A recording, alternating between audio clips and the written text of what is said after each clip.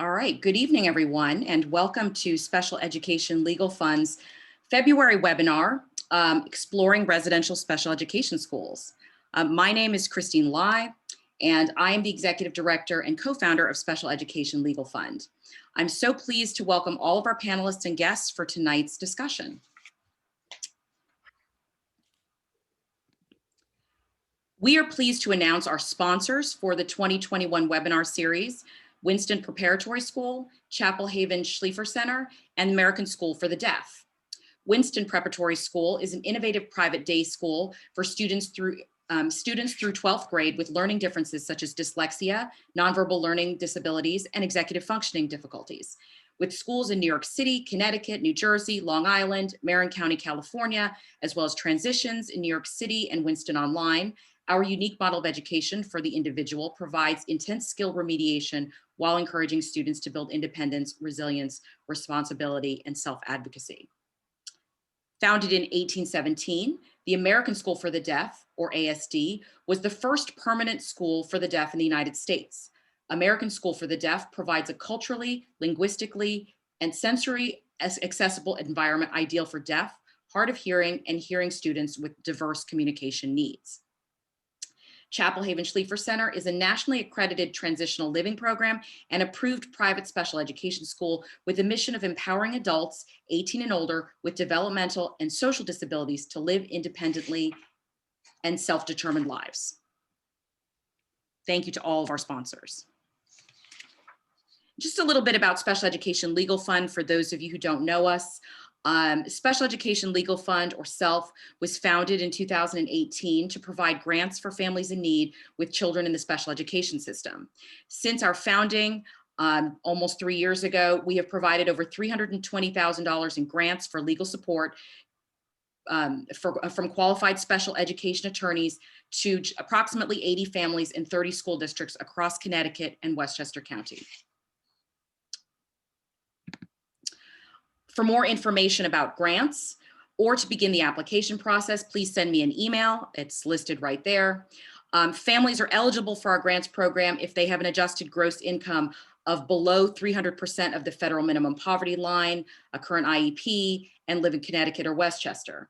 We're accepting applications from families in all school districts in those areas. Our next deadline is Monday, February 15th, and the deadline after that is Monday, March 15th. This is the rest of the webinars for the year. I'm not going to spend too much time on them because all of you can register for the March, April, May, and June webinars in the same way that you signed up for this one. But our next webinar will be on March 10th, and it will be a panel of special education advocates. And here we are. I'd like to welcome Kristen Feldman to our panel. Representing the American School for the Deaf.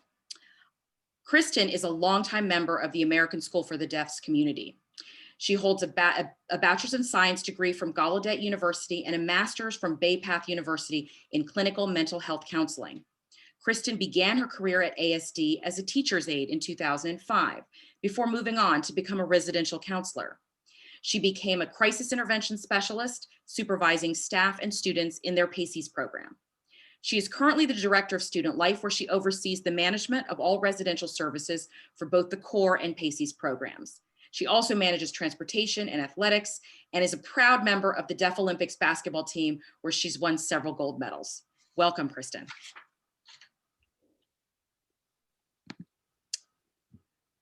Our next panelist is from Chapel Haven, Christy Chandler. Christy has worked in special education for over 15 years, including as a K-5 special education teacher, a full-time mentor for new K-5 teachers, and a special education teacher working with young adults in Chapel Haven's REACH program. Christy has served as Director of Admissions at Chapel Haven since 2015. Christy works with parents and professionals to navigate the admissions process for all of Chapel Haven's core residential programs, as well as day, vocational, and recreational opportunities. Finally, our last school panelist is Lauren Kaufler from Shrub Oak International School. Lauren brings more than a decade of experience in education to her role as head of admissions and communication at Shrub Oak. Lauren began her career as a preschool teacher, but discovered that her true passion was working with students and their families and helping them navigate the challenges of the special education system. That sounds familiar. Prior to joining the Shrub Oak community, Lauren held positions working with students and their families at various schools, including Claremont Preparatory School and Williamsburg Northside School. A graduate of the University of Wisconsin at Madison, Lauren is currently pursuing a master's degree in social work from Fordham University. Next, I am delighted to introduce attorney Lawrence Berliner. Larry has been a valuable partner and supporter of Special Education Legal Fund since our very earliest days.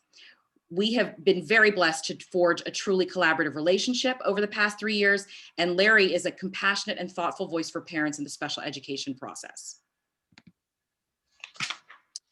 And finally, last but not least, the last member of our panel that I'm going to introduce is Paul Barger. Paul is a partner at Barger & Gaines in Westchester, New York, and practices special education law on behalf of families in New York, Connecticut, New Jersey, and Michigan.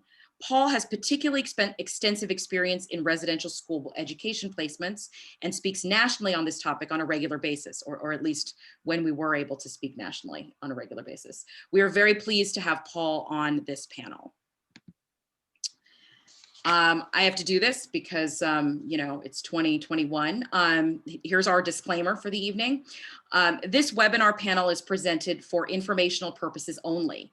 This webinar is intended as a resource for families who are navigating the special education system in Connecticut or New York, and is not intended to provide legal support, advice, or assistance to any particular individual, nor is it intended to replace the advice and counsel of a qualified special education attorney. This webinar should not be construed as an endorsement by Special Education Legal Fund or any of its representatives of any of the participants on this panel or the organizations that they represent. For webinar participants, this panel should be viewed as a public forum. Please do not ask questions via the Zoom platform, either in the Q&A or the chat, about your child or your child's legal or educational situation. Please email questions to me at Christine@spedlegalfund.org, spedlegalfund.org. In your question, please refrain from any comments that include identifiable information about your child, including name, grade, school, age, or school district. Please remember that your screen name may be visible to me, to participants in the panel, the panelists, and Special Education Legal Fund. This webinar is being recorded and may be distributed or shown at a later date at the discretion of Special Education Legal Fund. Now, finally, I'd like to introduce our 3 school members of the panel so they can talk a little bit about the programs that they have at their organizations.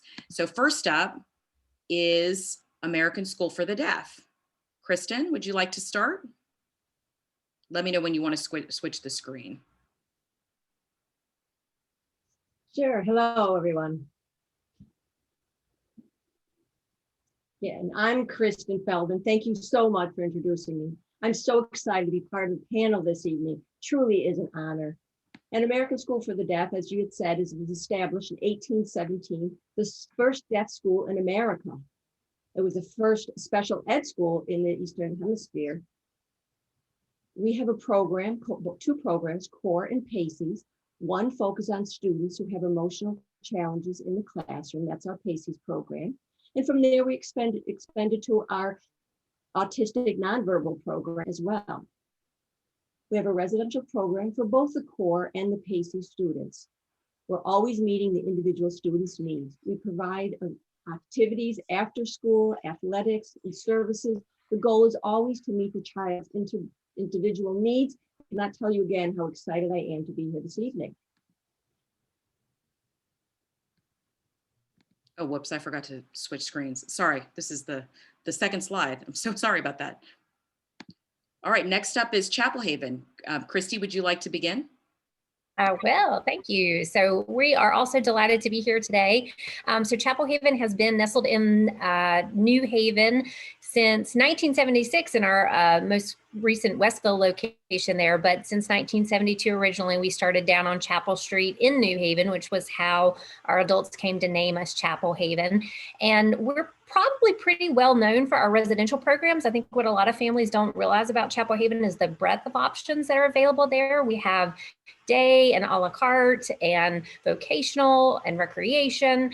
But very excited to be talking about our Reach residential program tonight. And Christine, if you want to switch slides, we'll show some of the faces of some of our lovely young adults there in the Reach program. So this program serves young adults who are 18 and older that have a range of mild developmental and intellectual disabilities. So some common diagnoses we might see are Down syndrome, cerebral palsy, autism spectrum disorders, sometimes traumatic brain injury, but all very, capable young adults in taking care of their day-to-day needs and very eager and motivated to start their journey towards independence. We have a really thriving community of graduates, and Christine, you can switch to the final slide, please. Really thriving community of graduates who continue to remain in the Westville area working and living and playing and, continuing to access Chapel Haven supports as needed, and definitely continuing to take part in that social network that's there. So we'll talk, in more depth as we go throughout, but the residential program at Reach is typically a 2-year program, although that can be flexible, and you can see some of the core components there. It really is all the nuts and bolts that you need to put together the skills and structures and routines for independent adult living. And just a note there at the bottom too, that we've got those ongoing supports for our graduates. Thank you. And now Lauren. Hi, so Shrub Oak International School is a therapeutic day and boarding school located in northern Westchester County in New York for students on the autism spectrum. So we accept complex students on the autism spectrum. We're located on 127 acres. And we have a wide variety of programs. So we can accommodate day students, 5-day room and board, 7-day room and board. And we have 2 distinct programs. The first being our core program, which is divided into 2 paths, college readiness and then meaningful employment. And the other is our founders program, which leads to meaningful life. Diagnoses must have an ASD diagnosis, but we also accommodate students with behaviors, dual diagnosis of ADHD, visual and hearing impairments, intellectual disabilities, medically fragile students as well. And, the biggest thing for us, what makes us unique, we are transdisciplinary and our staff and teams meet every single day, creating a highly individualized program for the students that come onto our campus. Great. Wonderful. Let's just go back to perfect. All right. Thank you all. I guess I will start this off, this panel this evening. I speak to a lot of parents who have come to a crossroads between a therapeutic day program and a therapeutic residential program. And they approach the crossroads with a great deal of trepidation. So this question is really for everyone on the panel. Can you all speak to what a residential therapeutic program can mean for a student versus a similar day-only program? Christy, why don't you go first? Okay, sure. So I do have to clarify that Chapel Haven's not considered technically a therapeutic program. So right. Just because we don't have Right. those day-to-day clinical supports, but we do have speech language pathologists. We certainly work with OT if needed, and we have our special education teachers. But I think the thing that makes Chapel Haven such a fantastic place is it's not just learning in the classroom or learning in artificial settings or even learning in authentic settings, but only in very small confines. You are really living, breathing, and doing all day, every day, the things that you're going to be expected to do as an adult. And so you're out in the community doing your grocery shopping, you're at the bank, you're doing your budgeting. And it's not just about what's happening during the technical classroom time, but it's all that incidental learning that's happening in those teachable moments. I think also there's a real benefit in our students being able to practice in a place where there's that safety net, but without it being mom and dad that they're necessarily relying upon, because moms and dads love to do things that, you know, moms and dads do, like wake you up in the morning and make you a nice breakfast. And so they have to start, you know, fading back those loving mom and dad support so that they're taking on more ownership and responsibility to do those things independently. So I can continue to go on, but I want to pause and give other panelists the opportunity too. So you let me know how much or how little, Christine. Sure, absolutely. How about Lauren, why don't you go next? Sure. So I think that the benefits of a residential program versus a day program would really be the 24/7 care that the students receive by trained staff. You know, parents overall would, especially at least for our demographic, would receive more support from a residential program, and they have education, clinical, and campus life staff as support, and they would be working on their ADL skills during the day in their academic program during life skills-based classes. But also after school with campus life staff helping them complete their daily chores, like cleaning their room and making their bed and hygiene, feeding. So, you know, it also allows students to, in our opinion, progress more quickly and to develop independence and friendship. But like Christy said, mom and dad, you know, we come in and mom and dad will make that, or they will make a really nice breakfast, and they're more responsible for that when they are living on campus. And that is a benefit. Absolutely. Thank you. Kristen, would you like to go next?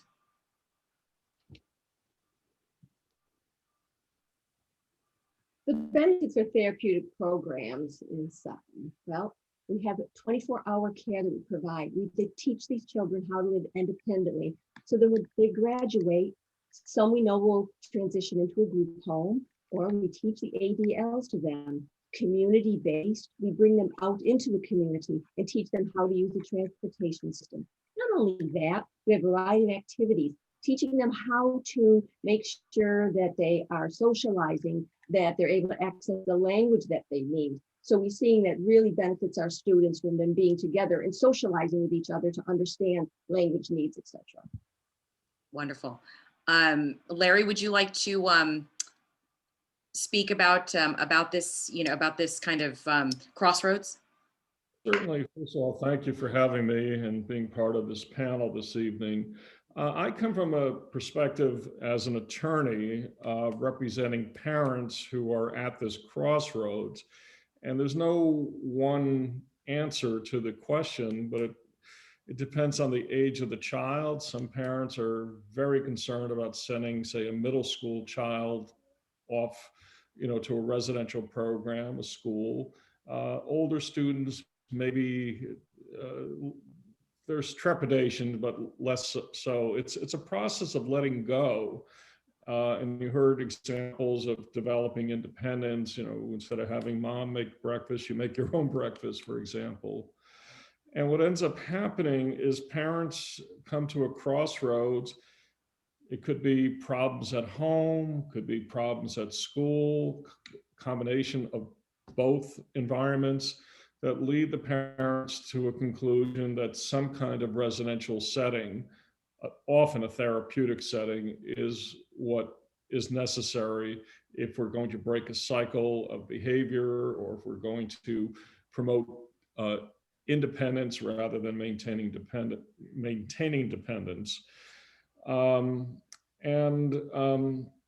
It's also trying to have parents see the value, and there is value of seeing of education after the traditional school day and what goes on in these programs. We heard examples about having opportunities to access the community, going shopping, going out into natural settings. So it really depends on what the parent is looking for, the age of the child. Are they dealing with a child with some significant behavioral issues that are beyond the control of the family or the school district, or both? Are we dealing with an older student, maybe in the 18 to 21-year-old range, who should be working on independence? So it's not an easy decision for any parent, especially those that are dealing with their children who are presenting difficult and challenging behaviors. It's easier when we have a lot of time to plan and move forward than deal with this kind of decision in the midst of a crisis. So I see it in all, shapes and sizes. Parents have all the time in the world to plan. Parents who have to make a decision in 24 to 48 hours, and they make the best decision they can. Wonderful. Thanks, Larry. Paul, would you like to weigh in with your thoughts about, how a parent should approach the differences between, an inclusive residential program versus, not inclusive, I shouldn't use that word, a residential program versus a comparable day program? So, I also obviously, first of all, thank you for having me part of this great panel. I really appreciate it. And I also come at this from the perspective of an attorney. So I think it's important for families to be mindful of working with their district on it, working with their district before making a decision, and then also working with experts and consultants. I think it's one thing that I've seen as I've done many residential cases. There's a large community of support. There's a large community of people that are there to help. There are consultants. There are evaluators doing neuropsychological evaluations. There's psychiatrists, and then there's the schools. The schools that and they do such great outreach that if a family's having difficult, and there's lawyers like us that do this, that are part of that team. And I think families, when they're making that, as Larry said, that the difficult decision and of whether or not to move forward with a residential program or a day program, keep in mind there are a lot of resources out there. There are a lot of people that can help with that decision and can explain the benefits of going to a residential program and having that comprehensive program 24 hours a day. And so as difficult the decision is, it's important for families to know that they're not in it alone, and there's a lot of people that are available to help them. Wonderful. Thank you all for for your careful consideration answer of that question. Another question that I hear from parents has to do with trust. How do you as a parent, whether you are the parent, of an 18-year-old who's entering the REACH program, or the parent of a 12-year-old, who's nonverbal and on the autism spectrum and entering, ASD's program, or a child, on the spectrum that's entering Shrub Oak. How do you as a parent get comfortable, with the school, the oversight, the educational piece, and how you're going to communicate with your student in the school? That's kind of my question. Lauren, do you want to go first? Sure. So I'll speak for Shrub Oak, of course. So we understand how difficult it can be to place a child in residential care, no matter what age, because they are your child. And the parents are not going to have access to their children in person every day, and that's very difficult. So what we do is our staff takes time to build trusting relationships with the students and the families to basically ensure that they're comfortable with the program that's put in place, which the parents are also involved in creating. So communication for us occurs on a weekly basis via our social workers that's assigned to each student, and it can happen by email, by phone, based on the parent's preference.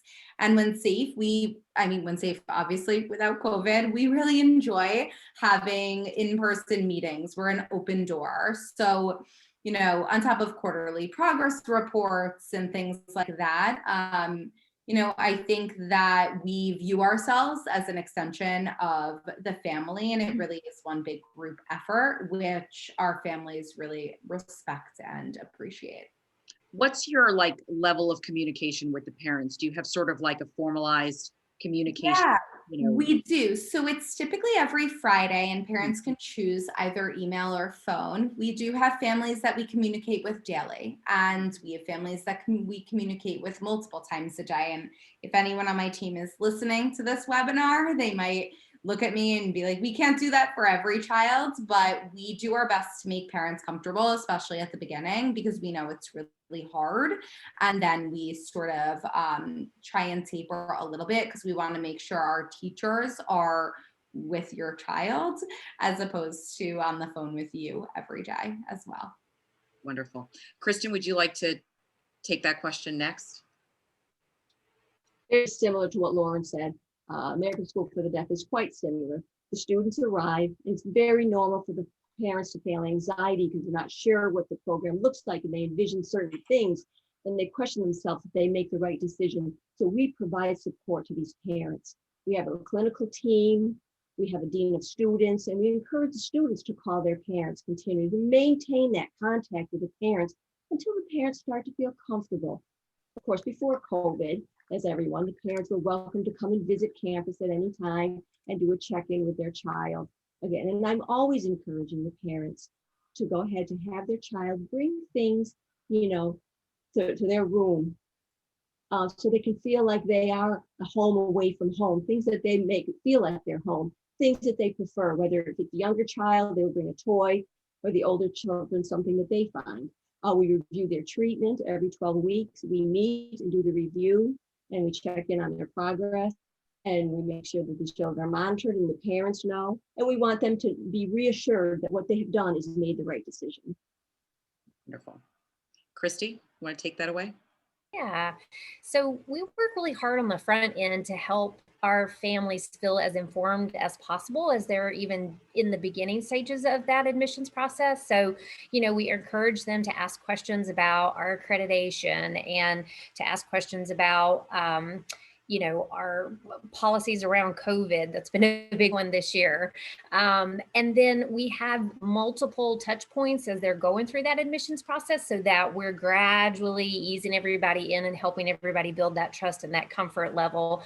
You know, so maybe just starting with like a quick little tour around school one day, and then coming back and having a chance to sample some classes, and then ultimately coming back and trying the program on for almost a week.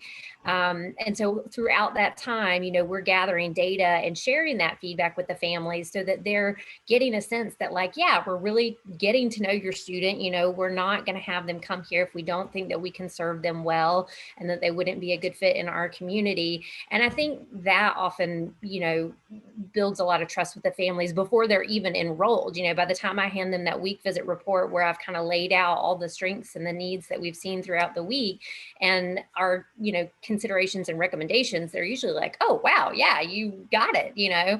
And then similar, you know, to the other programs, once they're there, our students typically have an initial assessment period. That's like the first 45 days that they're in our program. That's a huge another data gathering time for us to be able to compare to that beginning assessment that they had prior to admissions. And then formally the team meets at the end of that period to develop goals and objectives, very similar to what families would have seen as part of an IEP process. And then those are formally updated and reviewed every 6 months. And then in addition to that, you know, the case manager, who is the special education teacher, is having weekly communication with the families as well. And sometimes more than weekly. Again, you know, it depends on the individual student and the family. I think we do find that the longer the students are with us and the more settled they get, the less frequent that communication, you know, often has to be. Absolutely. Perfect. I'm getting a lot of questions actually about the outplacement to residential schools and sort of the cost of programs and paying for that. So I guess, you know, I'd like to start this discussion, you know, because now I feel like it's going to take up the rest of the time, with if the 3 school representatives on the panel could talk about, you know, and I'm not talking about actual numbers, but, you know, the cost of your programs and the components of those costs and what you're providing, because I think that, you know, my understanding of this is sort of the the tuition piece, there's the residential piece, and then there's the, I guess the medical or the, the therapeutic piece of it. And I want to talk about those things. And then I'd like to wrap in, Larry and Paul to talk about, what have been trends, in outplacement and sort of how that's all working out. And I anticipate this is obviously a multi-part question, but if, Lauren, if you want to start with that again, not to put you on the spot, but. No, it's okay. It's definitely a loaded question. For us, going into tuition, we have to consider the level of therapeutic support that we are providing. And we do have multiple rates based on multiple program options and then programs as well. So we're not only looking at educating your child, but we're also looking at the level of therapeutic supports that we are able to provide, not only within the IEP, but in the middle of a crisis where we're bringing in a social worker or a mental health clinician to intervene.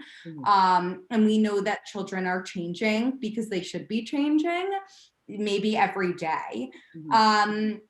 With regards to outplacement, I would say that, and actually, let me just quickly get back to adding into tuition. We also try and add as many activities both on campus and off campus as we can. So I could talk about all the activities pre-COVID, but we'd go off campus. We try and get them into the community as much as possible. We factor in community-based internships and who's going with those students to those internships during the day as well. With regards to outplacement, I do feel like, Lawrence and Paul are better, better to respond, but just so everyone on the webinar knows, for us, kids come in so many different ways. We do have district placed students, and we also have parentally placed students. It really depends on the situation. I hope that it was a very loaded question, so I hope. No, I know. I'm sorry. I want to give it's okay. I want to give everyone else time, so.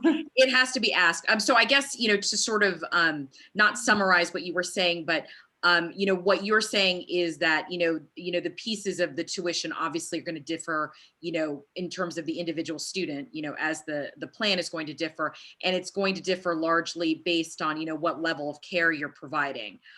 So it could be, kind of one end, or is that what you're saying? That's kind of what I was getting. Yeah, so for us, I had mentioned before, we have two programs. Our core program is one cost, and then our founders program is a different cost because that's one-to-one support. So the level of support for a 7-day room and board, there's 3.5 individuals assigned to that one student throughout the year. Right. Okay.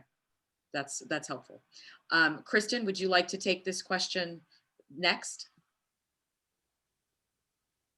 Certainly. Similar to Lauren, we have two programs, our core and our PACES program, and this tuition is different for each.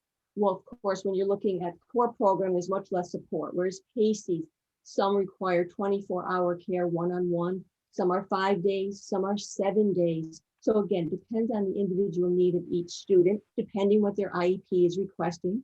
And we discuss it with the school districts, the LEAs. We want to make sure that the decision is made appropriately of how much and what level of care is needed. We also provide transportation, and that's included into the tuition cost for our students. Again, it depends on what kind of clinician services. We may include speech therapy, OT, PT that was stated. All of that could be included as well, depending on each individual student and their needs. Christy? Yeah, so I think at Chapel Haven, our program is a transition program with the intent that you are going to grow and develop the skills and then be able to move forward more independent than when you came to us. And so much in the way when we, go to college and we make that big upfront investment, we know that that is going to give us a yield at the end of that, where that young adult is going to be more independent, is going to be less reliant upon, continued support. So the long run cost of it is going to be, much less. And so I think when we consider the comprehensive nature of the programming, as both Lauren and Kristen have said, the 24/7 staffing, the small student to teacher ratios, that continuous incidental learning that's happening, it really is instruction throughout the day and the evening. I think that tends to make sense for the tuition, in the long run. But I know that it can be difficult and not always accessible for a private pay family, which is why, webinars like this are great to help families understand, what options are. Absolutely. Larry, do you want to kick us off and talk a little bit about, what you're seeing in terms of trends in residential outplacement? I will tell you that from what I'm seeing, I used to never receive applications from families who are looking for residential placement, and now I'm seeing quite a few.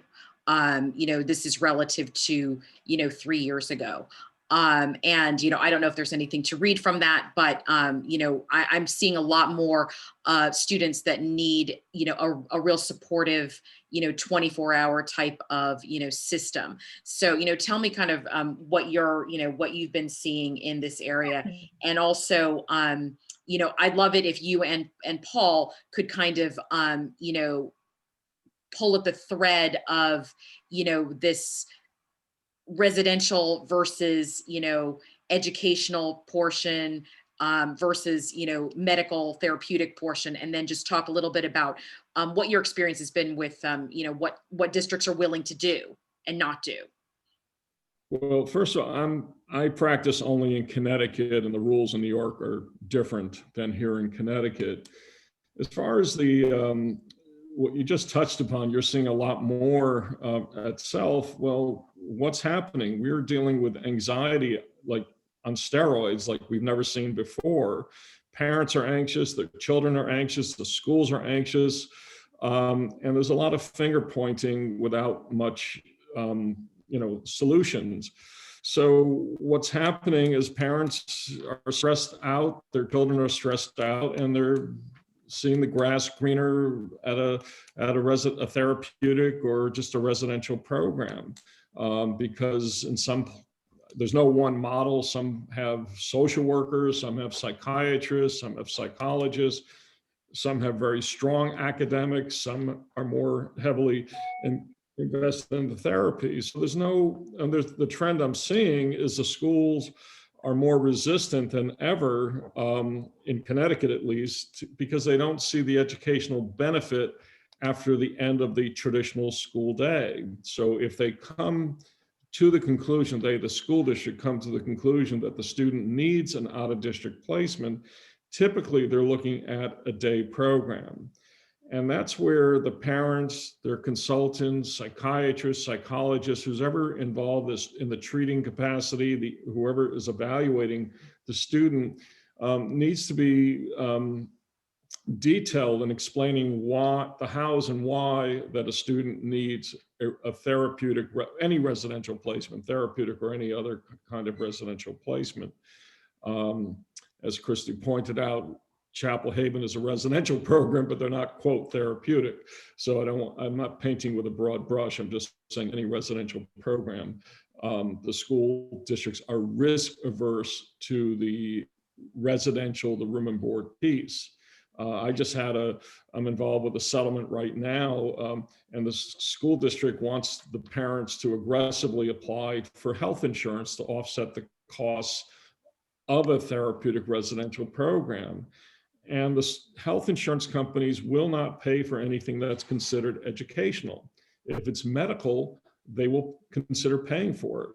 And so that's another area where the school districts are trying to have the parents use their public or private insurance to offset costs that might otherwise be considered education. Another trend is some school districts that I deal with are trying to offload their educational responsibility onto the Department of Children and Family, the Child Welfare Agency here in Connecticut, or through a memorandum of understanding through the Department of Developmental Services. These are not educational agencies. These are non-educational agencies that will make placements at treatment center, residential treatment centers, which are not therapeutic schools. And so I'm seeing it in multiple capacities where the schools are trying to limit their exposure by only recommending a day program when the child probably needs a residential program. The school districts are trying to shift their responsibilities so they only have to pay for the educational costs of a residential program and shift the non-educational costs off to state agencies. Health insurance, maybe single digit, 1, 2, 3% of overall costs are covered by health insurance. Medication management, anything provided by an MD might be considered medical, but again, the insurance companies are trying to avoid paying unless it's a pure medical issue. So what I see in placements, school districts are citing extraordinary costs for purchasing PPE equipment. Other tax revenues are down, citing a whole host of reasons why this is not their responsibility. And that's where in Connecticut we call them PPT meetings. New York, it's the CES meetings.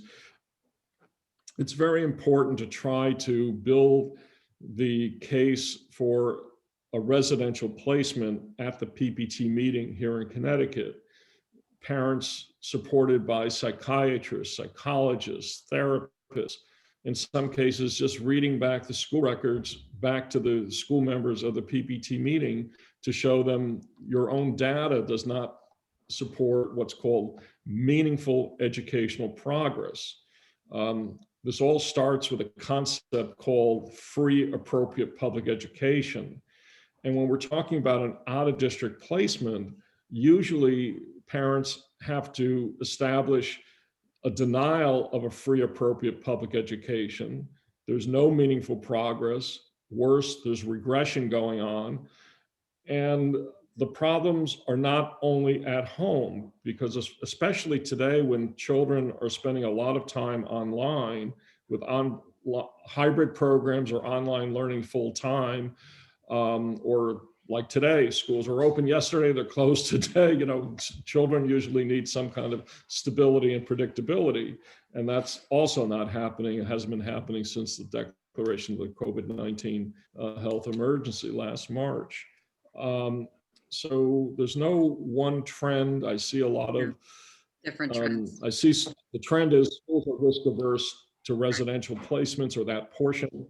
Right. From my perspective, this is why it's important, and I'm not going to tell any private school how to run their program, but when they do break out their costs, and you touched upon this, Christine, what's education, what's residential, what's therapy, or third or fourth category, I can go to the school district and sometimes we can get most of the non-residential costs paid for, provided that the parents are willing to absorb a portion of the overall costs.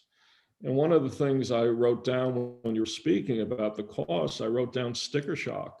Mm-hmm. Sticker shock for parents, sticker shock for the school districts. And I want to be very clear, I'm not being the least bit critical of the cost of these programs. They're very expensive. Why? They're very small. They have a lot of services that are not in the school district. They're very small, I mean, in the sense of classroom size, teacher, student ratios, a lot of support after school. Well, that translates to increased costs. School districts in Connecticut like to look at their average per pupil costs, which is just taking a school district budget, dividing it by the number of students and saying that's our average cost. That might be $20,000, $25,000. Let's hold on that, because I actually want to have a separate discussion about that. Paul, can you kind of weigh in on, what you've seen? I know you have a lot of experience in residential placements, in New York, and really all over. You know, how do you get a district? I mean, I think we've established that, you know, for a lot of these programs, there's a lot of services being provided. You know, there's a lot of, service all over the board. You know, how do you get a district to pay for a residential portion, the residential portion of the tuition, the non-educational portion? Right. So just as an initial matter, if a district, if the district is agreeing to place a student through an IEP into a residential program, as Larry said, this is about FAPE, which is, you know, the first word is free. So if a district is placing a student into a residential program, or any school for that matter, it is not at any expense to the family. That is the district bears the cost of that.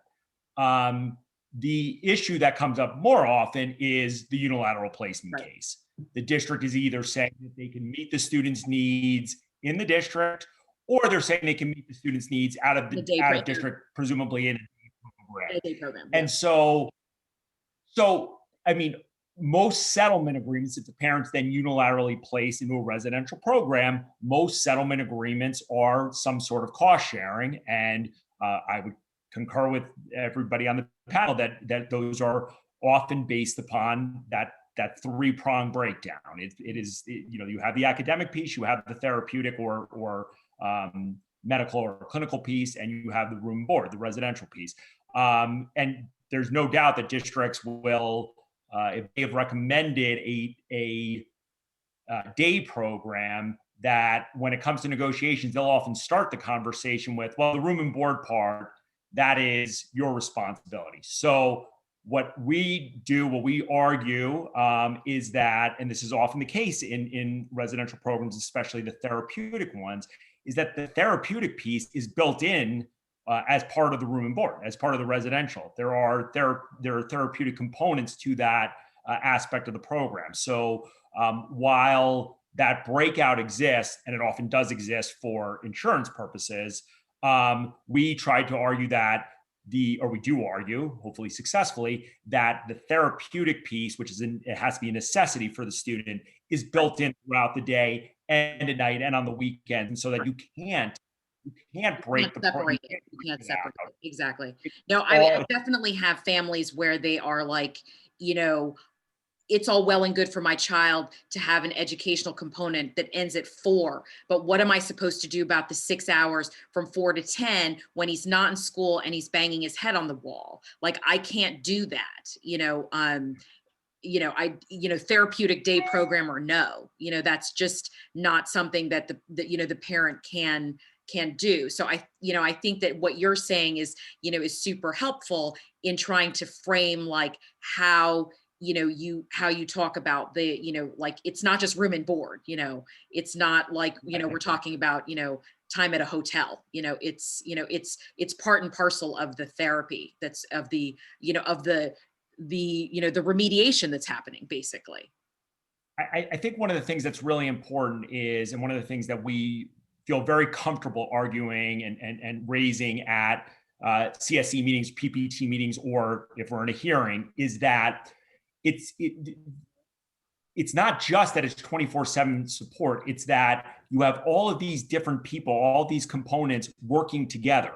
So if a student has a rough night, put very simplistically, in the residential setting, then the residential team is speaking to the academic team the next day and is able to say, this student had watch him today, watch her today. She had some difficulty. This was a tough night. And that team effort is something that many students really need. And that is, I think, one of the strongest arguments you can make to a district, because it really speaks to how comprehensive a residential program can be and is, and how it's such a team approach to it. And it's not just, well, the student's out of my house, I'm having trouble handling my child here.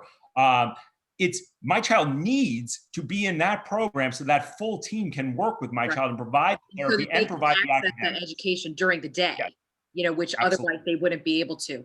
I want, my school, representatives to expand on that and that relationship between, the therapeutic side, the sort of, I'm going to call it the post 4 o'clock team and the school-based team during the day. But I had a question specifically for you, Paul, from a participant. This participant, this person would like to know if you can speak to the process of how residential schools on the New York State, ed list get approved, and how this happens every year, and like, are there efforts to expand the list, expand that list? So that was for me. I'm sorry. That was for you. Yeah. Okay. The list has existed for a long time. The schools that are on there have been there for a long time. If anything, schools have come off the list. I'm not aware of any school that's been added in some time, and most schools, in fact, one prominent school in the city just came off the list. And most private schools have really chosen not really to want to be on the list for a variety of reasons. One is you're dealing with the state and state rates and compliance with IEP. So getting on the list is not something I haven't really seen it happen. I know a few schools have applied, but they weren't successful in it. Mm-hmm. Yeah, if I could just add to that, that's a similar experience here in Connecticut. There are about 80 or so schools on the list of approved private special ed schools, but that list is not expanding. In fact, it might be contracting. It's very expensive for private schools to be on the list, because every 3 or 5 years the State Department of Education does a top to bottom back up to top review. I wish they did that for the public schools, but they only do it for the private special ed schools. In Connecticut, it's very expensive, it's time consuming. And then, as Paul pointed out, some schools just don't want to deal with the state bureaucracy. It's just not worth it. So they are. I feel like that list has had some additions, at least in the 10 years that like I have been kind of doing this. There's definitely been schools that have been added to that list that were not on the list when I was looking, when my son was when we were first looking, scrolling through that list and looking for alternatives. And other schools have fallen off that list, obviously, because they closed or, for whatever reason. So, it's a stat, but I feel like that list has had some movement, the Pinnacle School, the Spire School, Villa Maria, all those got added to, the list in the last 10 years. Villa didn't used to be on it, and it is now. So I feel like that one's been added. I was wondering if you all on the school panel could talk about, getting back to that idea of, the interplay between the therapeutic staff and the educational staff during the day, particularly with an eye to, talking about how that is a sort of a total milieu kind of, program, a program for us, for a student. Christy, do you want to go first? Yeah, absolutely. And especially because, though we don't have like that therapeutic piece that we were talking about, but still exact same thing that Paul is talking about is happening. Our speech language pathologists, our special education teachers, they're communicating daily with the life skills instructors who are working with the students in their apartment in the evenings, with the rec staff who are leading activities in the evening, saying, hey, this happened today with so-and-so and so-and-so, here's what we focused on. We want to see this, same language carried through in the activities they're taking part in this evening. And so it is that continuous cycle of using common language, everybody focusing on that same goal, in order to be moving the student forward. And I think an important piece too is learning how to manage some downtime, for our adults is a big thing. And a lot of that happens through structured lessons, to prepare them for how to do that. So in the evenings when life skills instruction is done and you've got some free time, you don't just go and sit in your room and play video games the whole time. You might do that for a little bit because everybody enjoys having some downtime, but you're learning with the support of your teacher and your life skills instructor, how to identify peers that you enjoy spending time with, how to pick common activities that you both enjoy, and not just talk to them about your favorite TV show for 30 minutes without asking, them questions about their interest or responding, in back and forth ways. So those social skills are huge and are often part of students' IEPs, but that is often worked on, in those evening hours, in those weekend hours. We have a really comprehensive recreation program that, yeah, it's a lot of fun, but it's also about working on those social skills, those community safety skills. Yeah. So I think that is a really important piece. That was well put, Paul. That's a good point. Kristen, would you like to take this question? Certainly. We talk about socialization skills. It's so very important because of teaching our students how to communicate with each other. We have a rec program after school. We teach the children how to socialize, not only within a group, but also individually. So the staff is using that opportunity to identify which students prefer to do, which students feel comfortable in socializing and some don't.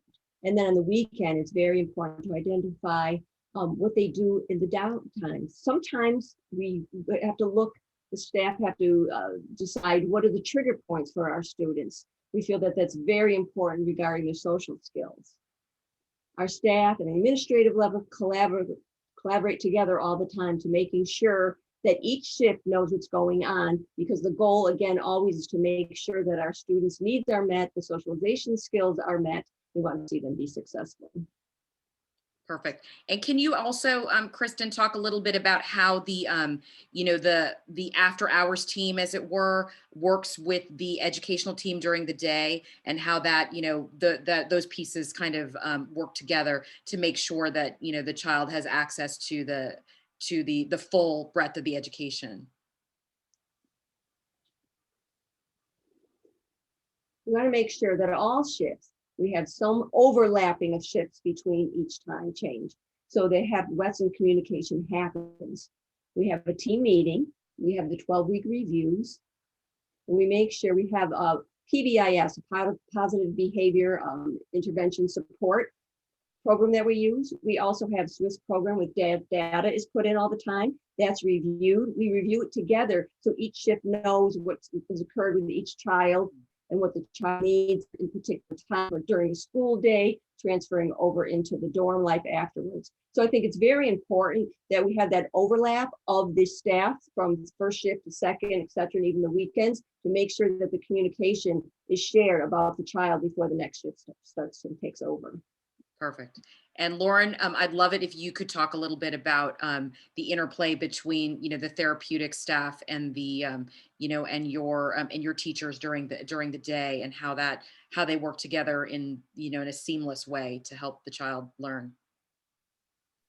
Sure. So for us, we are on our third academic year, and I've been there since the very beginning. And the biggest thing for us when building our program was being transdisciplinary. And we went crazy with that. We went into furniture and, pulling apart pieces, putting things back together. But for us, it's really about having every student assigned a team, and that team meeting at the end of every day. And there's clinicians on the team, there's folks from education. If you live with us, there's folks from campus life, and we have transdisciplinary notifications. I get probably 50 to 100 a day, just so that there's overlap, and it goes through everything, whether someone didn't sleep, someone didn't eat dinner, someone didn't do their homework, so that every single person, including security, myself and admissions, can know if there's a new behavioral plan put in place, and that we can adhere to it as well. So on top of that, we have, the meetings at the end of every day. If there's a bigger issue, we're meeting with the family, we're meeting, and all of the team players, including myself and security, we're meeting with the attorneys and consultants, and we really loop everybody in, because we feel like the more people in it, the better and quicker the gains. It really is one big team effort to make these students progress, and we want to make sure that we are just in that constant communication. So I sort of, I'm piggybacking on obviously what the other program said, but we do all of that as well. Perfect. Thank you so much. That was really, really helpful. I think it's, if I had to summarize, just thinking about your programs and in those three pieces, in those three different cost buckets is probably not, super helpful for, for families, and, more to present it as like, as a more holistic educational effort, I think might be, the way to go in terms of, dealing with this vis-a-vis, your school district and the school district paying for it and, whatever else. I had a question actually from the audience. What are you seeing with the recent pre-COVID situation with over year-long wait lists because there are not enough places for 21-year-olds to age out to? What should kids and families who are waiting do in the meantime? Larry, do you want to take that? That's an excellent question that doesn't have an easy answer. So I'm not trying to avoid it. We can't, we're dealing with CDC guidelines and some schools have reduced their admission. We can't make more seats or beds or programs available. The only hope I have is people in the know are seeing, in effect, a market to add more schools to the mix, more programs to the mix. Costs a lot of money. It's happening haphazardly, but it is happening around the country. There are programs expanding.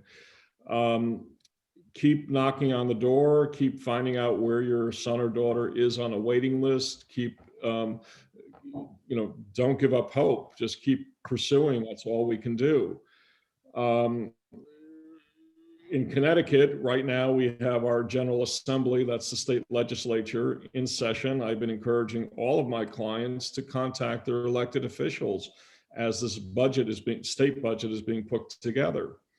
Down in Washington, Senator Chris Murphy from Connecticut is sponsoring legislation to expand funding for special education. I urge my clients to contact their elected officials in Washington as the next round of COVID-19 economic stimulus, which does have a significant piece for special education on the drawing board. We want to get that in reality, because a lot of what we're talking about is money, whether it's private money, school district money, insurance.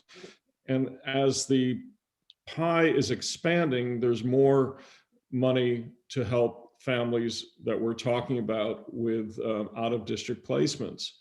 School districts, I have several school districts are just citing the over expenditures on PPT equipment, not in the budget, so I can't help you. Or I can't help you this year the way I could last year because I don't have the money. So it's important that parents be involved with the political process with a small p, that is, going to the Board of Education meetings, talking about the local school budget, going to the state legislature, expanding the pie at the state level, going down to Washington and contacting their elected officials. Congress promised 40% federal funding back in 1975. After 30 plus years of special education on the federal level, we're at probably 15 cents, maybe 16 cents on the dollar. A lot of problems have solutions if Congress met their responsibility with funding. Right. So Paul, do you have thoughts on this idea or this situation with the over year-long waiting list because there's not enough places for a 21-year-old to age out to? What do you suggest? Yeah, so I very much agree with what Larry just said. I mean, it's a problem really without answers. The only thing I would add is,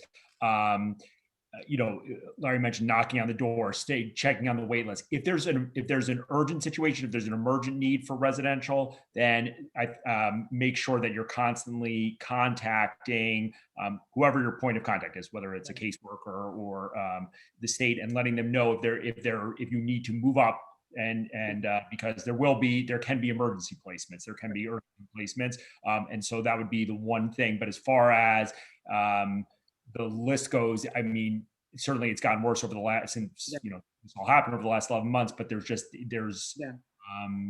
if there's any expansion, it's limited. And I mean, again, I don't want to avoid answering the question here, but it's a question without an answer, unfortunately. I mean, really, truly. Yeah, it doesn't seem to. I mean, I could be wrong, but is there any like sort of emergency funding, that can address a situation like that, or not really? I mean, I think I'm not aware of any. I think the bigger problem is there's no room. There are no facilities. Right. There's no capacity. So the funding almost doesn't matter, if the places don't exist, particularly, in a kind of post COVID world. We're sort of like on this theme of funding. I wanted to talk a little bit about, excess cost sharing, because it's sort of like, relates to funding for, for programs like these. I have actually heard some school boards who are, excited by, I wouldn't say excited, that's not the right word, but who are hopeful about the prospect of new special education funding and the ability to apply that to this excess cost formula, which I think, someone correct me if I'm wrong, is like 4.5 times the per pupil, cost in Connecticut. Is that right, Larry? Am I getting that right?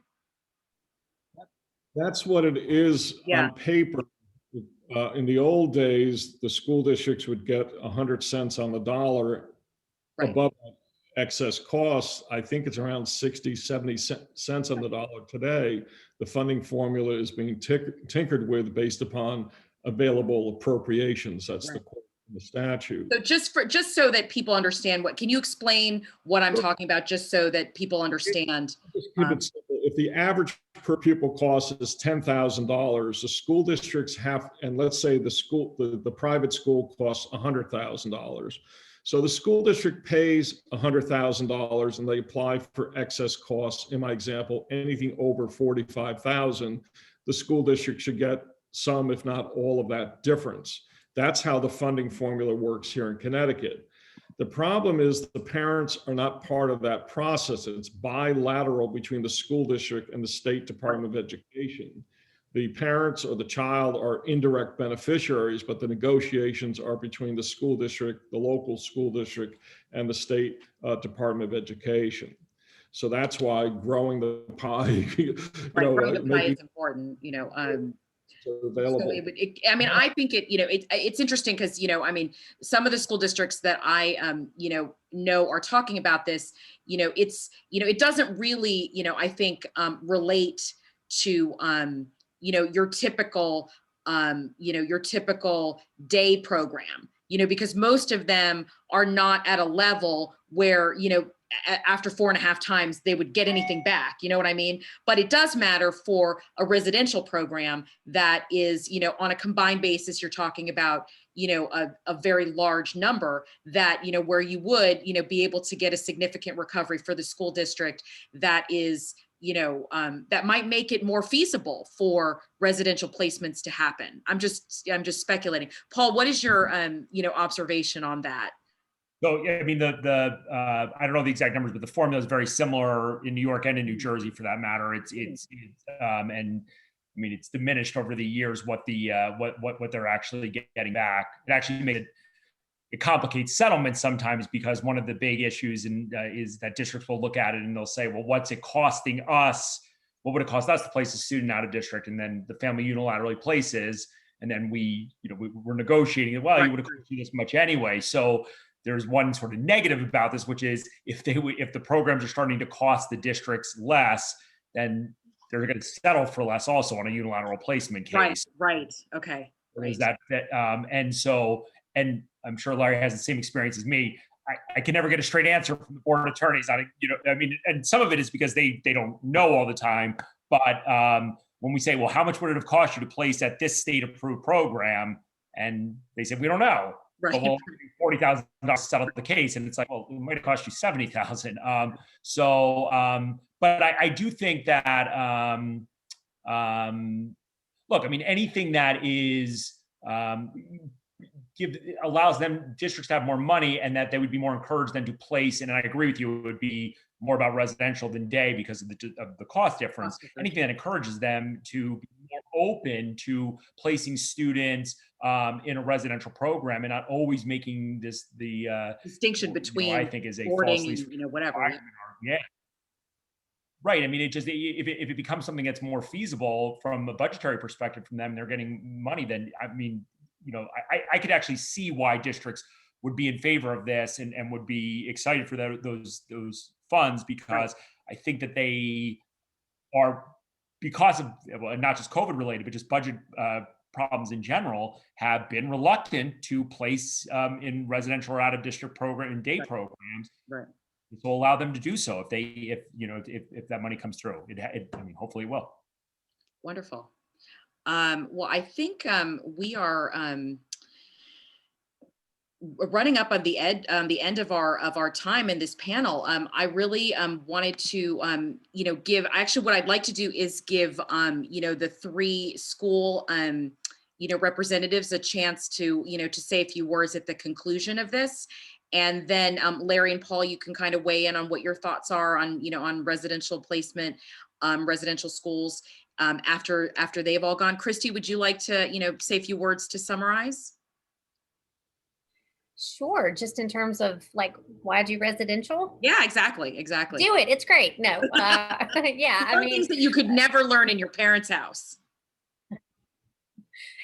That really is true. I mean, it really is true. It's helping these young adults take that little step out, but, having that safety net that's underneath them and, helping them to feel good about that and feel empowered by that, and gaining their self-confidence. I think we see a lot of our adults come to us not having a lot of self-confidence. And sometimes it's just because they haven't really had the opportunity to put that into practice, and to come to realize their own skills. And so to see that happen is just fantastic. And to see the social bonds that are formed in the community. I mean, honestly, I think that is the reason that we've got a graduate community of like 150 adults, is because they have created such a tight network with each other that they don't want to leave that, and they don't want to have to take a step back by going back home and living with mom and dad when they've had that taste of what it's like to be out there doing it on their own. Westville's such a wonderful community because there's so much they can access independently without having to rely, on anyone. And so it's just, it's really a fantastic thing. So absolutely. Thank you so much. Yeah, for the opportunity to share in this tonight. Well, thank you for joining us. Kristen, would you like to share some words, some thoughts? Students are always learning in the classroom. That's very true, but most learning occurs outside of the classroom through life experiences, through community-based developed activities, through friendships. They learn socialization skills. And I see major improvements in their self-esteem and their independence. Very often when they're home with parents, the parents don't know what to do with them. They feel they become overprotective towards our students. They're not sure what to do. But in a residential program, what happens, the staff are trained in those particular areas, of course. It's their expertise to help the children learn how to thrive independently. So I think it's just great for the students to have that residential experience. Wonderful, thank you. And Lauren? I mean, just to echo the other programs, I completely agree. I think that, students do progress, and they progress socially, just by leaps and bounds when they are in a residential setting. They have confidence, they're proud of themselves, they have friendships, and these are things that we see during our day program, but we really see exceed our expectations during our residential, our hours, because they're choosing activities that they want to be a part of, not that maybe mom and dad want them to be a part of. So they're really in charge of their future in a way. And I think that's really exciting. And yes, thank you for allowing us to be a part of this. I think it's really great to give all of the information. So. Paul, can you talk a little bit about, this is like, You could have an entire webinar on, the process of residential outplacement, I think. And you could talk for a full hour on that. But, insofar as, you and I have explored in a previous panel, kind of the process of, outplacement, how do you, how would you modify that process for a residential placement? And particularly with an eye to, how do you get the district to recognize that, that residential piece?